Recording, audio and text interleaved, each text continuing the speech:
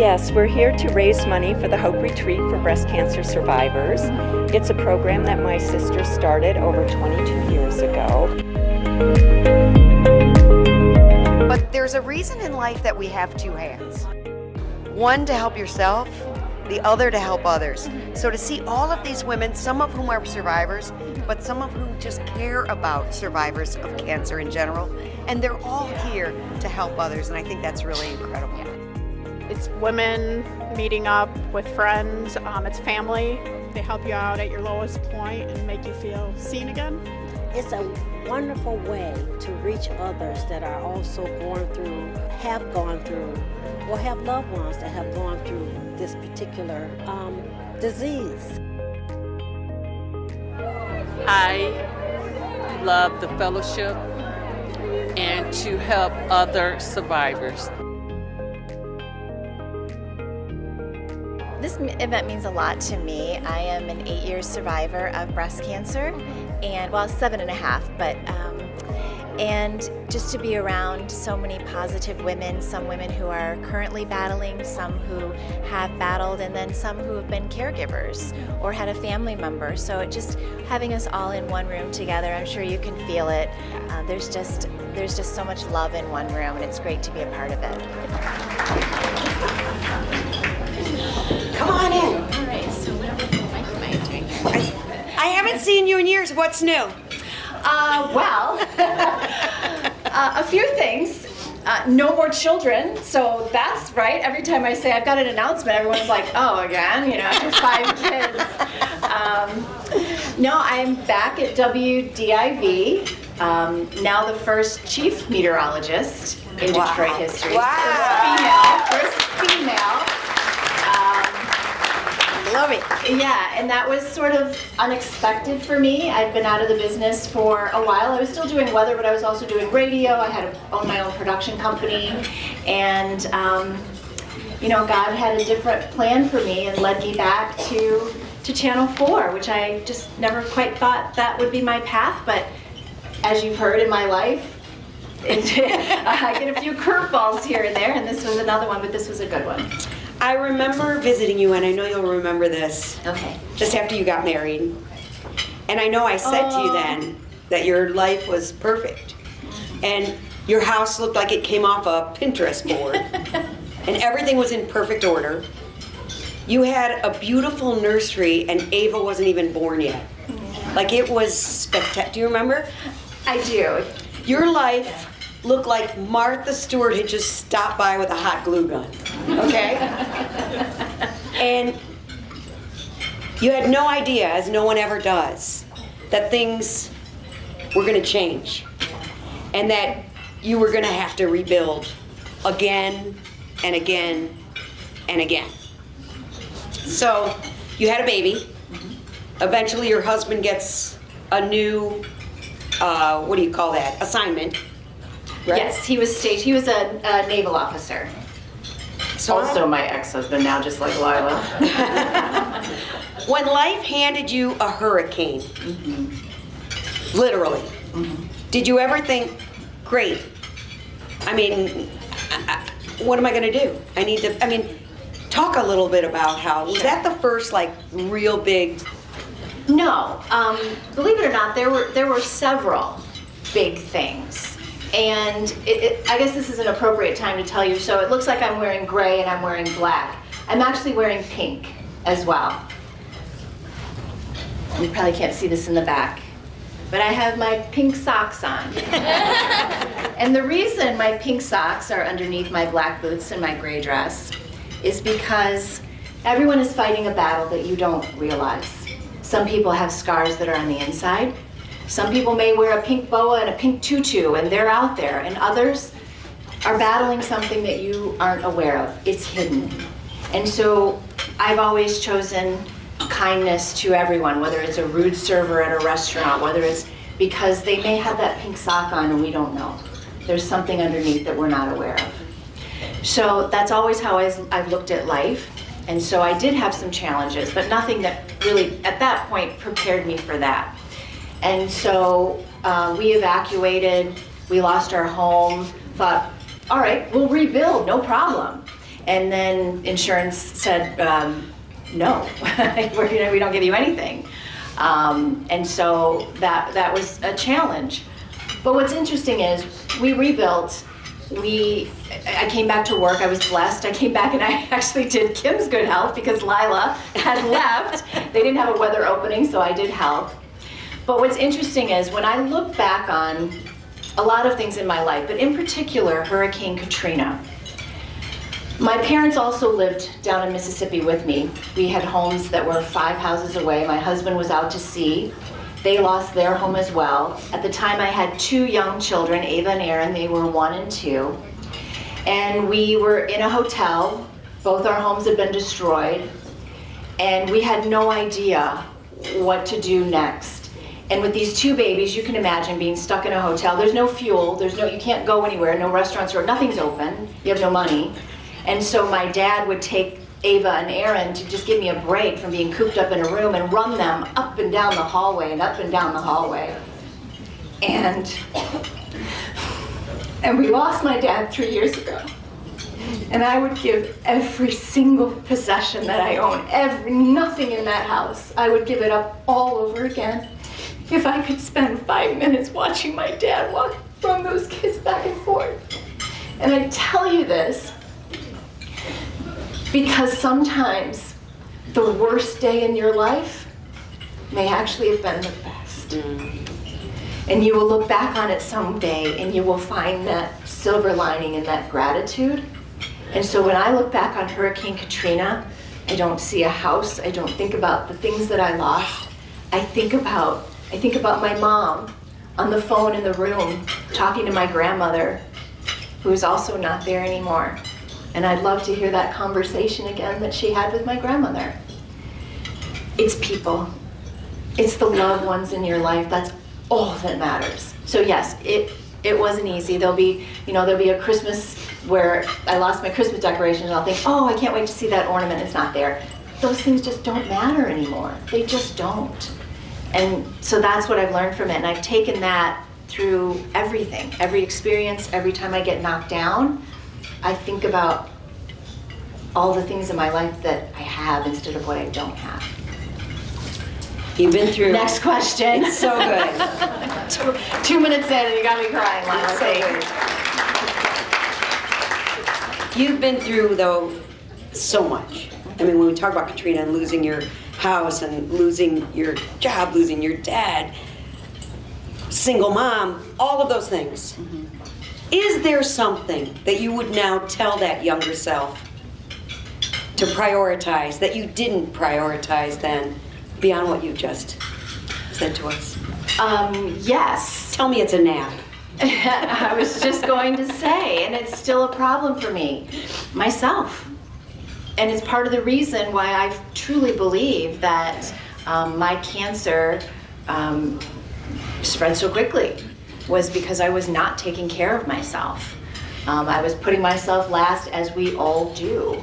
And that didn't include, I did go for my mammograms, but I had dense breasts, and we can get into that later. But so I did do the bare minimum of what I thought I was supposed to do. But what I wasn't doing was taking care of my physical health, my mental health. Everything became a priority except myself. And I still struggle with that. It's not easy. I think we all do. But I'm definitely much more aware of it. And so it's something I would have told myself then, and something I continue to remind myself of, is that, taking a nap, sitting on your phone, even if it's just scrolling or doing something, you don't have to be productive 24 hours a day. It's okay. I try to fill every second of my day with something, and I judge the success of the day based on how productive I was.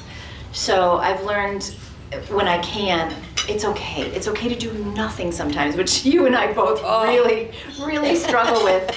But it's important, and we need to do it. And I think people are starting to focus more on their mental health and not just trying to cram everything into a day. When you talk about focusing on yourself and maybe even doing nothing, did your house become less perfect after 5 kids?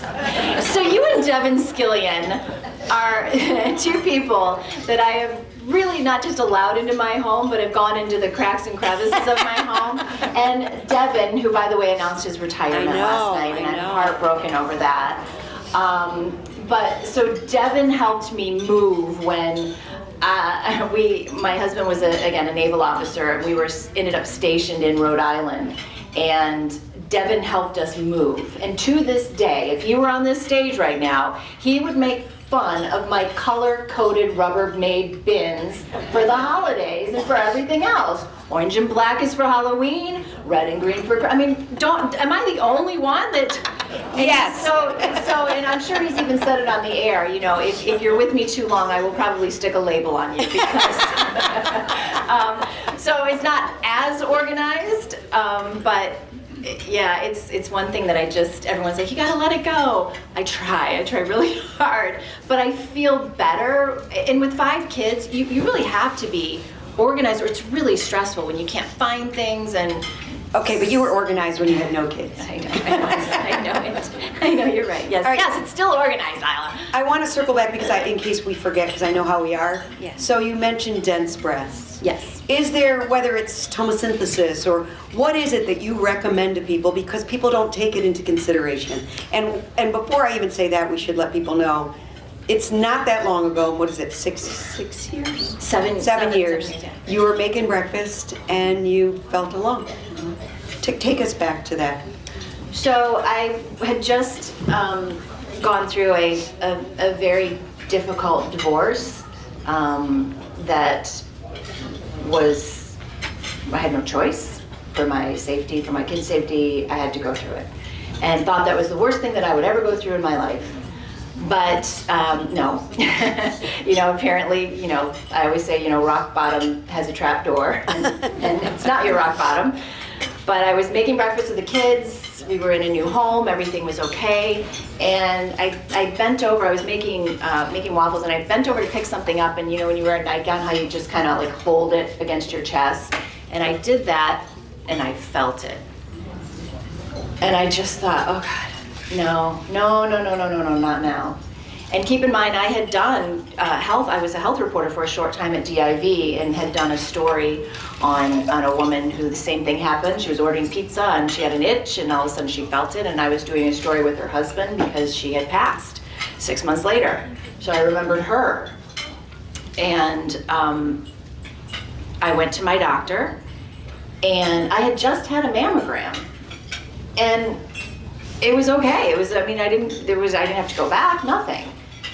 So I went to my doctor, she felt it, she's like, yeah, it's a cyst. And I said, okay, I've never had a cyst before. And she's like, yeah, it's like 80% of, you know, these turn out to be cysts. It's fine. I was like, So they just told you not to worry. yeah, don't worry, you just had a mammogram, don't worry about it. This was just my you know, regular doctor, a female. And I said, oh, okay. But it bothered me. And it usually doesn't. I'm not the type that gets a second opinion. I don't even question my doctor. I go to my doctor with a list of 20 questions, and then once I'm in there, I maybe ask 2, you know? So, but my intuition was like, something's not right. So I went to another doctor. Also said, it's a cyst, but let's get an ultrasound just to make sure. So I had an ultrasound. Ultrasound said it's a swollen lymph node. It's fine. Go to your regular mammogram in a year. To this day, I don't know why I didn't trust that. And I was sort of having other symptoms. I'd lost some weight, but I'd gone through a divorce. I have 5 kids, you know, I'm losing a little weight. Certainly didn't think that was a bad thing. But I didn't really have any huge symptoms, but I didn't accept it. And so, unfortunately, I was in between insurance, because I left a job and hadn't started another one yet. And my insurance changed in January, and I went to Dr. Pamela Benitez at the Rose Cancer Center at Beaumont. And she looked at, you know, my blood work, what I'd done before. She felt it. And I mean, it was within 5 minutes of the appointment. She goes, that needs to come out. And I said, oh, okay, when? And she goes, tomorrow. And I said, oh, so for like a biopsy? She goes, no. She goes, I don't want a biopsy. It needs to come out tomorrow. okay, you know. And thank God I had, you know, I started with the lumpectomy instead of a biopsy, and it was malignant. It was malignant. So, you know, she saved my life. She saved my life. So my question, oh, I forgot the microphone. My question, because I'm just so stunned. So you get diagnosed with breast cancer, and I know there was reconstructive surgery, and you ended up having a full hysterectomy, on and on. If you give a weather report on a storm, I know we all know what that sounds like. If you had to give a weather report back then about your life, what would it even sound like? Oh, wow. It's funny because it was like being in the eye of a hurricane, because I don't know what it was, but so let me tell you when when I found out it was malignant was a couple of, I mean, maybe it was the next day, a day later, 2 days later. I was at the library with my my 4-year-old, and I always try to have like date day with my kids. There's special time, right? So he was 4, wanted to go to the library, and we were playing Candyland.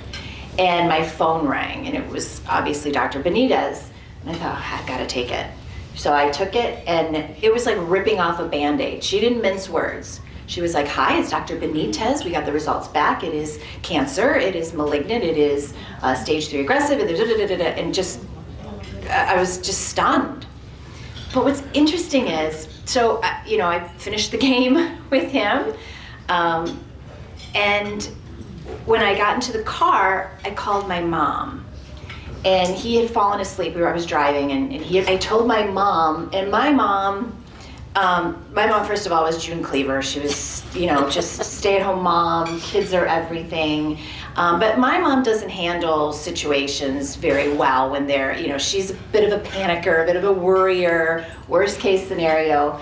And I told her, and she's like, okay. She's like, well, we'll beat it. She's like, that's okay. And then she proceeds to name every one of her friends that has had it. And Carolyn had it, she's fine. And Judy had it, and I know she's fine too. And then, you know, and that to me meant everything. It wasn't, oh my God, what are we gonna do? Oh my gosh, what are the kids? What about the kids? No, she was like, it was okay. And that was so important to me, because my mom, the panicker, was not panicking, which meant I wasn't gonna panic. It was gonna be okay. Because I don't care how old you are, you need your mom sometimes to tell you it's gonna be okay. And she did. And so I'm so grateful to her. So for me, I didn't cry, oddly enough. It was just, okay, now what do we do? Step 1, step 2, you know, I had, you know, bilateral mastectomy, reconstruction, all these things. What I wasn't prepared for is that how many decisions were left up to me. I assumed a doctor would tell me, this is what you're gonna do, A, B, C, D. I didn't really realize, well, you could do this, you could do that, you have this choice. You know, aside from the mastectomies, I mean, there were other choices. And so that was a little challenging, but I got through all of it. The problem is that I didn't deal with it. I was strong, I was resilient, I was gonna just get through this, and I'm a warrior, and so I never allowed myself to break down and to really, and that caught up to me. It took a while, but eventually it did catch up to me. It was almost like pulling a thread on a sweater, and I just unraveled. I want to ask you about that, because they always say, you know, cancer's a marathon, it's not a sprint. And a marathon, obviously 26 miles, but when you get to mile 20 and you start to unravel, how did you push through then? My kids. So fortunately, my kids, at their ages, the world still revolved around them. I had kids that were 13 to 3. So conversations about what was wrong with mom were different. I had to have multiple conversations, multiple different ways, because a 3-year-old is different than obviously a 13-year-old. But the younger ones in particular, and even the older ones, you know, it was still about, they still wanted waffles for breakfast. They still wanted to know they were going to be driven to volleyball, and their lives, you know, still they wanted their schedule to be their schedule. And that helped me, because again, first of all, I had my parents who were great helps. They were amazing. So I had that support, but really it was my kids because they didn't allow me to unravel to a point where I couldn't get back up again. There were many nights that, it was a long time before I went to sleep on a dry pillow, but eventually I did, and it was because of the kids. I just had to find something that would make me get out of bed every day, and I had no choice. In fact, it's funny, after I had my mastectomies, my daughter, we were at a pot belly, and I just had it, and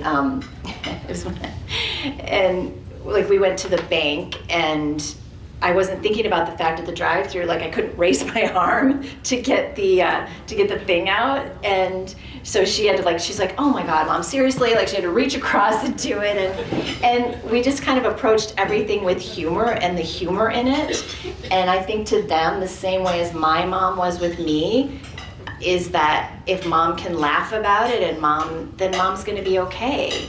So even though at night I'd break down, during the day I was okay. I remember you saying at some point that when you don't have resilience, you gotta borrow it from somebody. Yes. And I'm wondering, whose resilience did you borrow, and who has since come to borrow yours? Oh, those are such good questions. I think a lot of so what I love about resilience is that it's like a muscle, and it just keeps growing. The more you have to be resilient, the more you are. Everyone always thinks I could never go through that, but then when you do, you get through it. And so I had a lot of experience. I think the things I went through with Katrina and everything else really were preparing me for this, and so that I already had that resilience. But I borrowed a lot from my parents, and I didn't tell my friends, some of which are still upset with me to this day. I didn't tell them until after I was almost finished with treatment and surgeries and everything. I wanted to keep it private. And so part of it, in retrospect, I should have probably leaned on my friends a little more, because I thought of it as I don't want to bother them when they want the help. They want to help.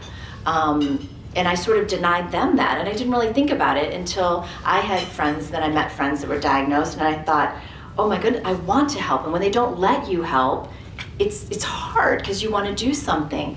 So I wish I would have relied on my friends more, but really it was my parents. I borrowed a lot from my parents. They were the ones that that watched my kids while I was in the hospital. In fact, one of my surgeries, I wanted my parents to be with my kids rather than with me, because as I'm sure those of you that are moms know, we want, our kids are happy, we're happy. Our kids are safe, we feel better. So I wanted them with my kids, and so didn't want to bother my friends, didn't want to bother anyone. I took an Uber to one of my surgeries. And so 5 in the morning, my mom is all upset. She's like, I just don't think this is right. I said, Mom, I'm fine. And so I get a message on my phone. It's 5 in the morning, getting ready to go to my surgery, and it says, Moses is driving a red Camry and he'll be there at 5:30. And so I sent it to my mom. I'm like, see, Mom, everything's gonna be fine. Moses is gonna be here at 5:30, everything's gonna be fine. So again, we found the humor in that. But now I think, so my parents, and then now, I think being the platform that I have now back at Channel 4, which you have to know in our business doesn't usually happen. You're not out for that long and then all of a sudden this golden opportunity presents itself.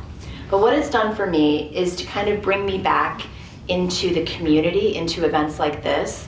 And I have women regularly email me, social media's helped a lot now, message me. I've gone with women to their mammograms, strangers, which my parents are, my mom's not thrilled about, but gone to them with their mammograms when they're afraid. Women who've been diagnosed will reach out to me, they're scared, and they have friends and they have support, but sometimes it helps someone that's been through it that doesn't know you and doesn't know your situation, sort of unbiased. And so now I feel like that's That's my purpose, is to help these women who are scared, because I know exactly what it feels like to get that phone call. I know exactly what it feels like to go through this and be scared. And so now that I have this platform again, that's enabled me to take my resilience and give it to these women. And also sometimes you gotta have tough love with some people, which is hard, because some people they'll be knocked down and they'll get back up, but they don't move. You gotta move. You have to move forward with your life. And sometimes you get stuck in the cancer and what you went through. You can't stay there. Again, I wear my pink socks on the inside, and it's great to wear it on the outside, but I just don't get stuck. I don't remember the exact date that I was diagnosed. I know it was in February, around a certain date. I don't mark that occasion. I don't, sometimes when someone will say, how many years has it been? I have to think about it, because I've moved on. Now my body gives me reminders constantly that you haven't moved on. But that's kind of the biggest thing that I've noticed with some women, is that they get stuck there, and they're scared because they're scared it's going to come back, or because they're scared, and you can't let that fear prevent you from, just because you got up, you have to move forward. You have to. I love what you said about resilience being a muscle that you have to build. I always talk about that same thing with courage. And it's why I do my crazy adventures and get uncomfortable, because the more comfortable you get with discomfort, your comfort zone expands. And I think it's so important for all of us to get a little bit uncomfortable every single day. Yeah. So let me get you uncomfortable. Okay.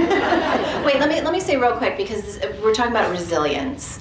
And the thing I love about resilience is that, unlike a lot of things in life, no matter how much I would practice, no matter how much I wanted to be a model and I wanted to be 6 feet, I didn't, but I'm saying, if I wanted to play basketball, you and I, we're not playing, we're not playing basketball, no matter how hard you work. The thing about resilience is, every single one of us is resilient. It doesn't matter if you're tall, short, nothing about you. We are all capable of resilience.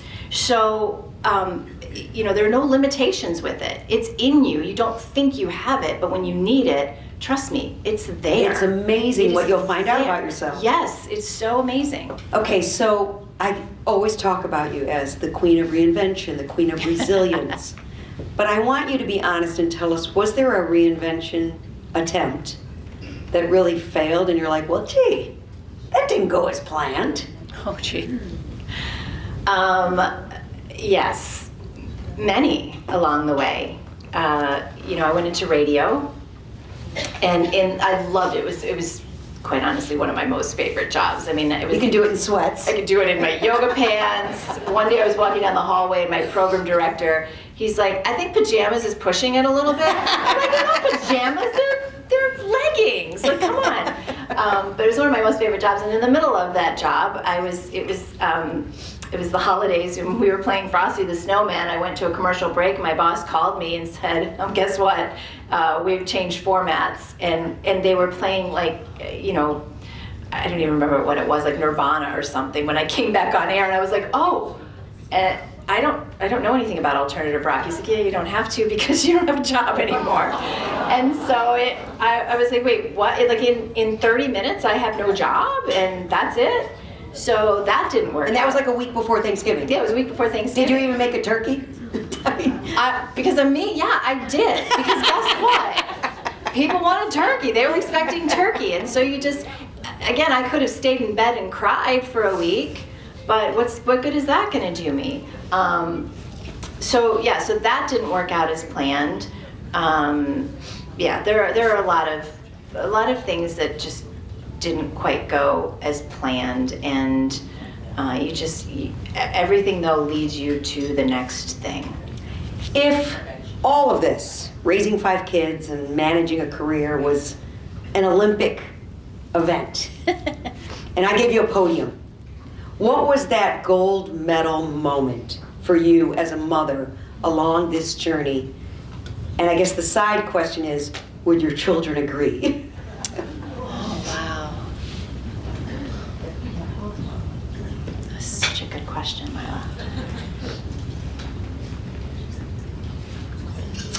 I don't know if I could really say one specific thing. I'm trying to think of an exact time because there are little moments when I see my children, they're kind. They're so kind. They care for others. And my kids are also resilient because I didn't just go through cancer, my kids went through cancer. And so I honestly, I don't really know one.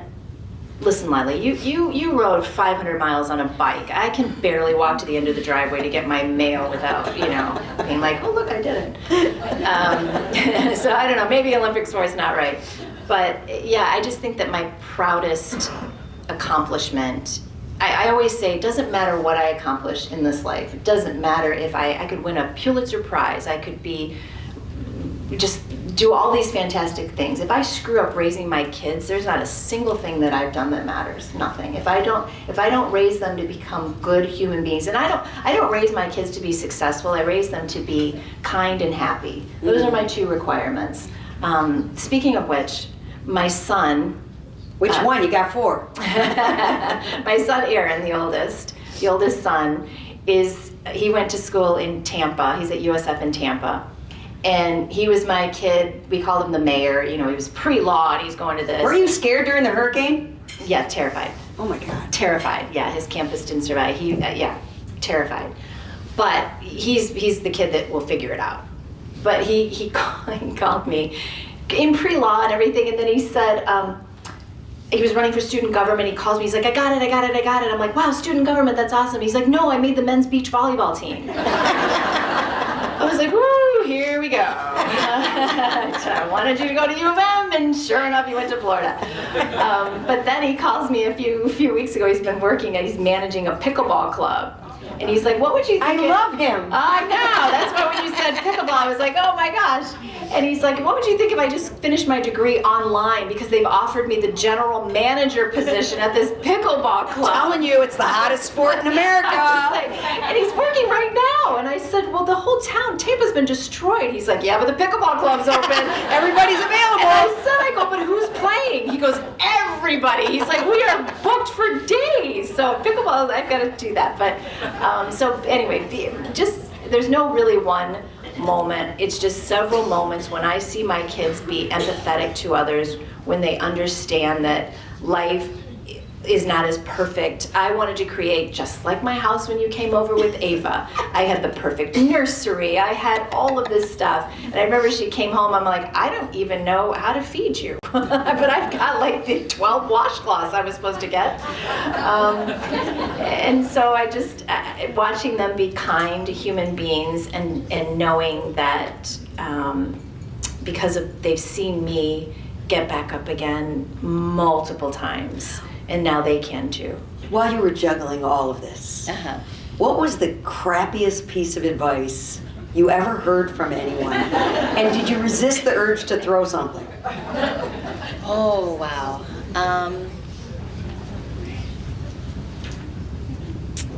Because I know people say the darndest things. Yeah, they do. And I think it's when people would, when they found out that I had breast cancer, they would tell me everyone they knew that died. And I'm sure those of you that were diagnosed, like, oh, my friend had it. She was gone in 3 months, and it was so bad. And it was just like, thank you so much. So I don't know if there was really advice, or they would give you advice like, oh, well, you shouldn't do this, you shouldn't do that. And it's why I don't really talk about the specifics of my treatment. I'll talk about my surgeries, but I really don't get too specific. Once I get to know someone, if they're going through it and I get to know them well enough, I will start to talk about it. So I don't want anyone to make a decision on their treatment based on what I went through. But people always give you advice. In fact, by my 5th child, I had a shirt made that said, when I was pregnant, it said, my mommy doesn't want your advice.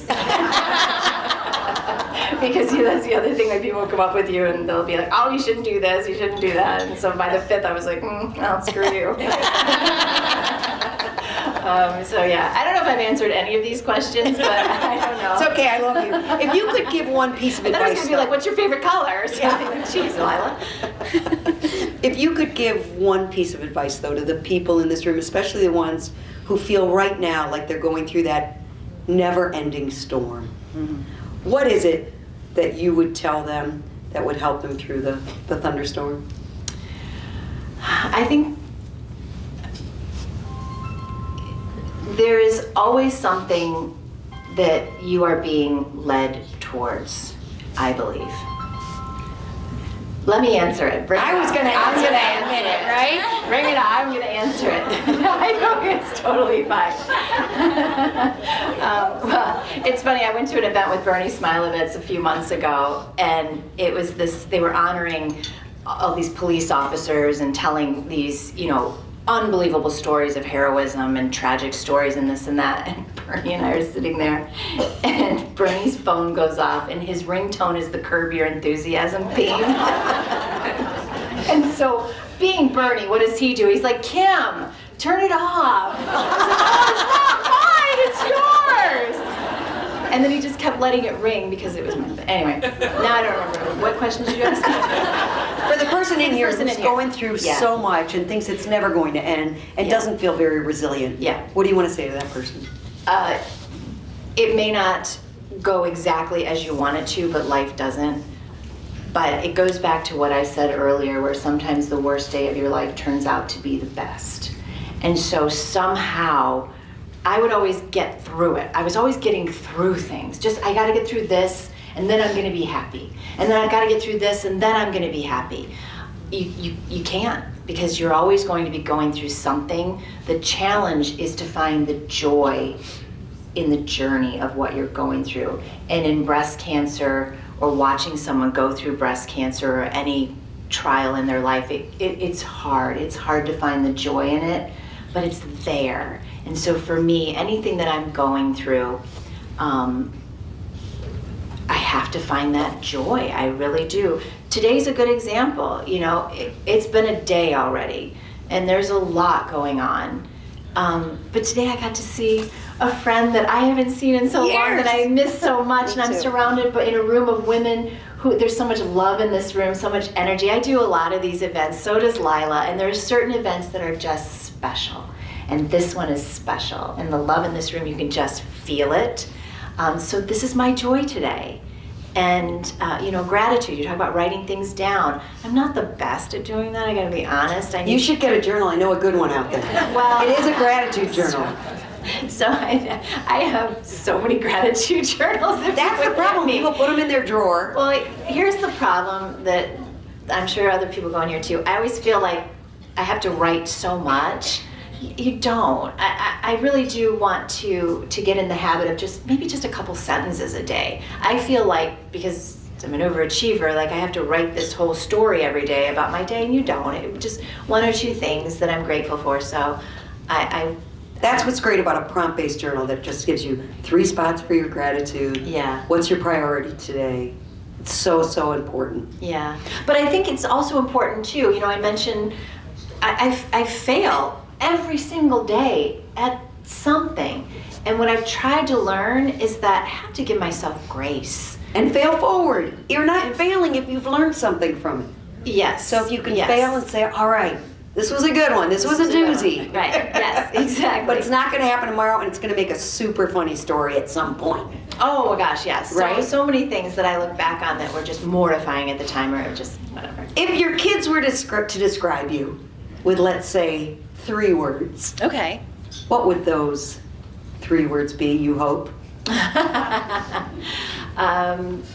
Kind is the number one that I would hope that they would say, because that's what we focus on so much in our house, is just being kind to each other, kind to others. With 4 boys, it's not always easy.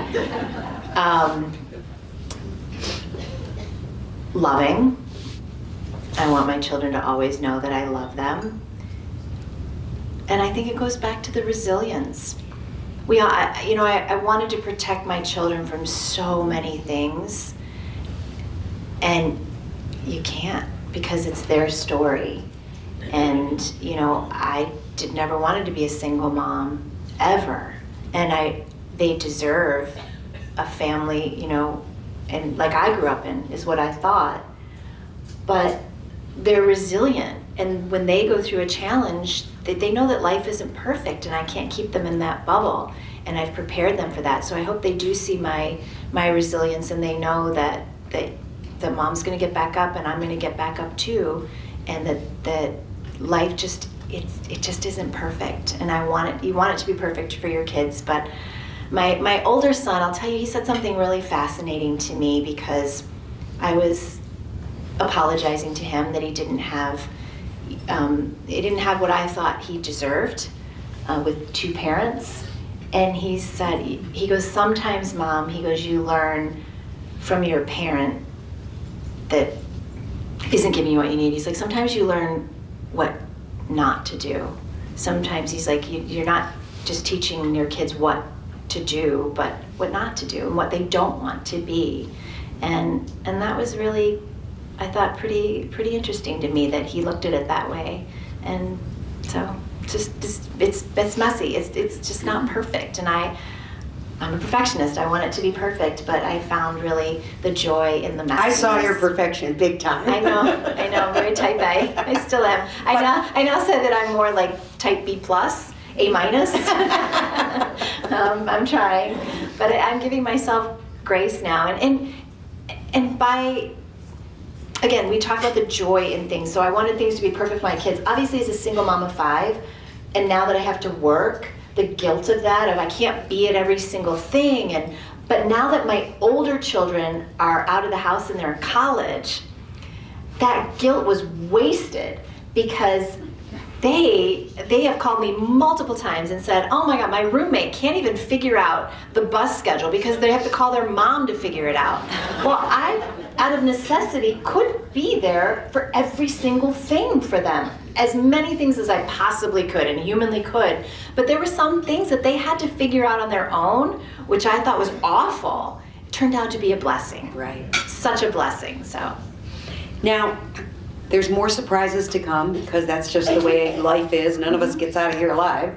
So what is your forecast for the future? What is going to be your mental slate for the future? How will you stand knowing there's still more to come, ups, downs, hurricanes? We talked about, after resilience, getting back up again, and you have to move. So I'm always trying to take 4 steps forward, because I know I'm going to end up taking 2 steps back, and then I'm still ahead of the game.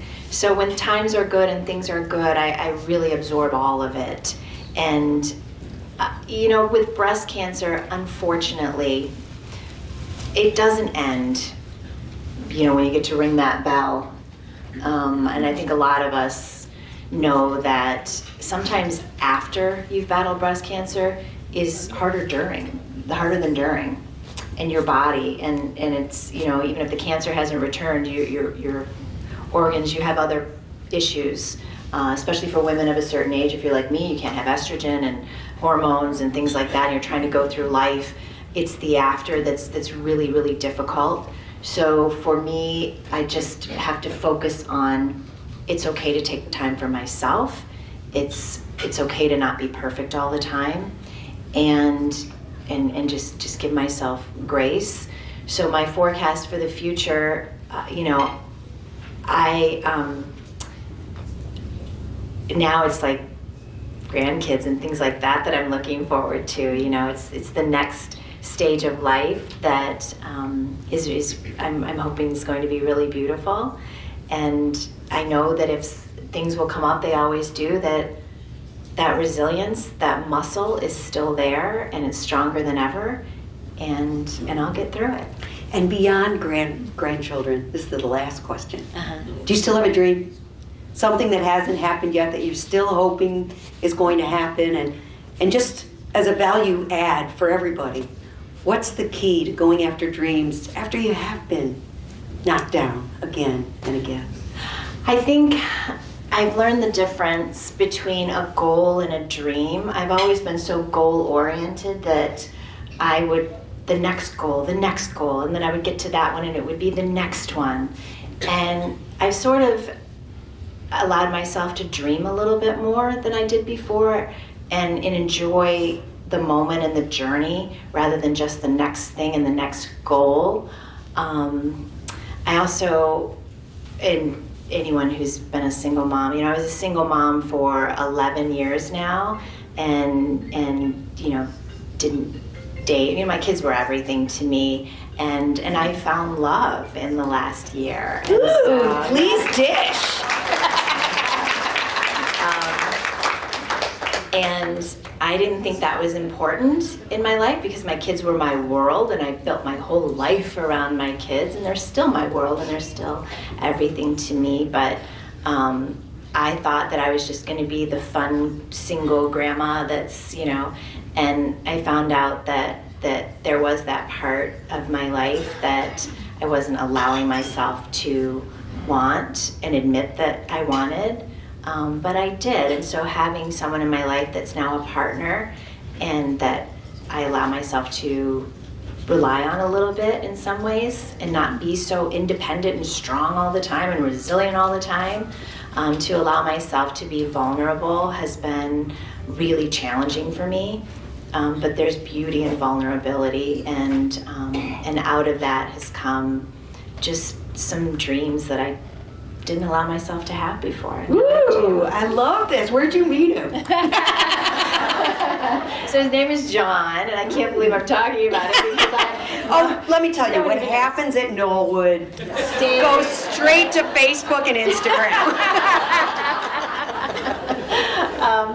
So we didn't know it, but our children had actually gone to school together when they were little in like preschool, but we didn't know each other, and I didn't, So fast forward 20 years later, I pop up on TV, and he was watching. There was a tornado one night, and I was on for like 6 hours straight, and he sent me a message on LinkedIn that said, hey, I just thought you did a great job, and so I'm looking at his contacts, which first of all, I get like tons of messages. I'm not even on social media. I'm so bad about it. I don't check my messages or whatever.